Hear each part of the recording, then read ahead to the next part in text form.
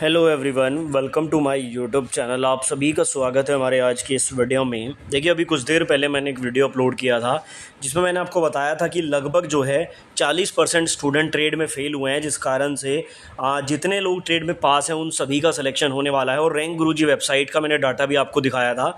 अभी उस वीडियो पर कुछ कॉमेंट में देख रहा था, काफ़ी लोगों को थोड़ा सा डाउट हो रहा है उस डाटा पर, तो वही डाउट मैं आपका इस वीडियो में क्लियर करने वाला हूँ। यकीन मानिए, उस डाटा में जो कुछ भी आपको दिख रहा है उसके आधार पर ये क्लियर होता है कि जितने कैंडिडेट की ट्रेड पास है ऑलमोस्ट सभी का सिलेक्शन जो है वो साइको के लिए होने वाला है। तो इस वीडियो में आप लोग अंत तक बने रहिए और चैनल पर नए हो तो चैनल को सब्सक्राइब करना ना भूलें।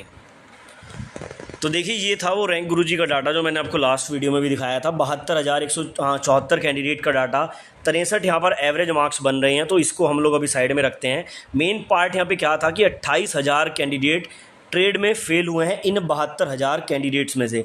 अभी मैंने आपको जैसे बताया था लास्ट वीडियो में कि अगर आप लोग जैसे अहमदाबाद से अगर आपने एग्ज़ाम दिया है और आप ये देखना चाहते हैं कि भाई अहमदाबाद का कट ऑफ कितना रहेगा, तो आप ऐसे देख सकते हैं कि जैसे आप ओबीसी कैटेगरी में और मान लो कि ओबीसी कैटेगरी में 200 सीट हैं अहमदाबाद में और 242 कैंडिडेट 80 प्लस वाले आ रहे हैं। इसका मतलब ओबीसी का कट ऑफ अहमदाबाद में 80 के आसपास रहेगा, 1-2 नंबर ऊपर नीचे।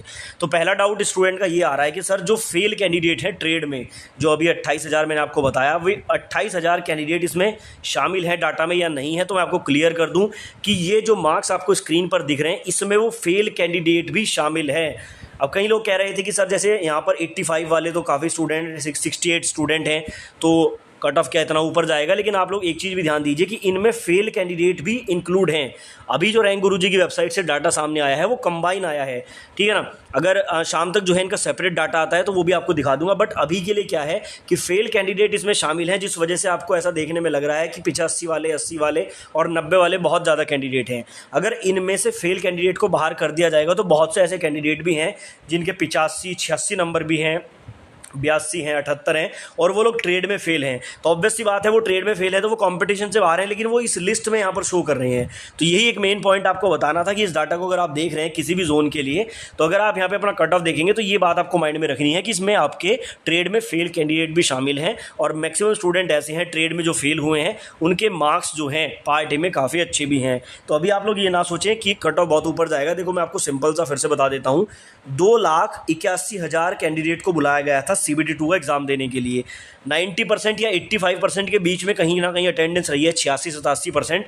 तो अगर हम इसको मान लेते हैं कि 85 से 90 के बीच में अटेंडेंस है, तो लगभग जो है आपके 2,50,000 कैंडिडेट ने एग्ज़ाम दिया है।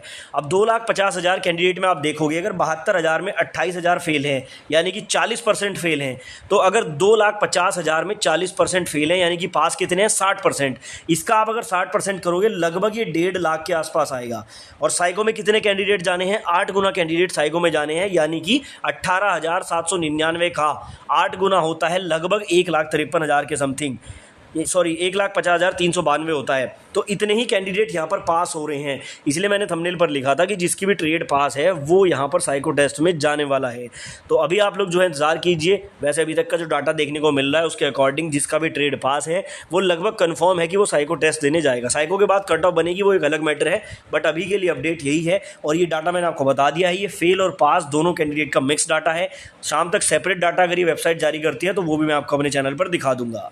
उसके अलावा कुछ स्टूडेंट के सवाल ये हैं कि सर क्या नॉर्मलाइजेशन होगा। देखो, कुछ लोगों के मार्क्स जो है ट्रेड में 27 से कम हैं, यानी कि 26 पॉइंट समथिंग है और वो माइनर पॉइंट से रह गए हैं। उनका सवाल ये है कि सर क्या नॉर्मलाइजेशन भी होने वाला है, क्या हमारे मार्क्स बढ़ सकते हैं। तो देखो, अभी तक तो नॉर्मलाइजेशन होने का कोई चांस नहीं है, क्योंकि एग्ज़ाम आपका RRB वाइज हुआ है। एक शिफ्ट में एक RRB के सारे स्टूडेंट बैठे हैं। नॉर्मलाइजेशन तब होता है जब एक ही RRB के एग्ज़ाम मल्टीपल शिफ्ट में हों। ऐसा यहाँ पर कुछ देखने को मिल नहीं रहा है, तो इस हिसाब से नॉर्मलाइजेशन होने का कोई चांस नहीं है ट्रेड में और ना ही पार्ट ए में। तो अगर आप इस भरोसे बैठे हैं कि नॉर्मलाइजेशन होगा तो ये उम्मीद आपकी रखना थोड़ा सा जो है गलत साबित होने वाला है।